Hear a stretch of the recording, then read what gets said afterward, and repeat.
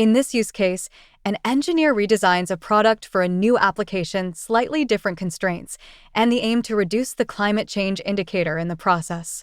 The initial material for the baseplate had been selected several years ago.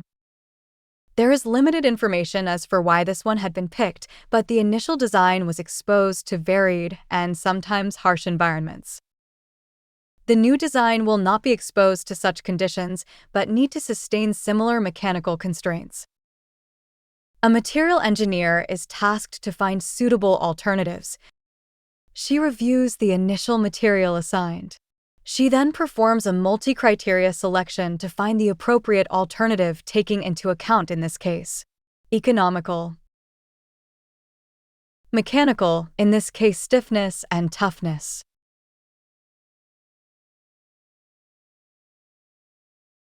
manufacturing criteria. She then visualizes the materials passing the criteria on a graph: climate change versus Young's modulus. She can identify the original material and the potential alternatives with lower climate change.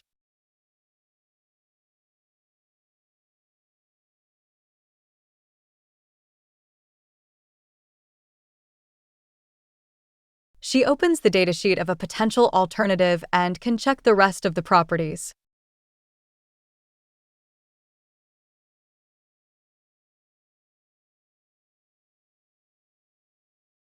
If suitable, she adds it to the favorite list dedicated to the redesign project of the assembly.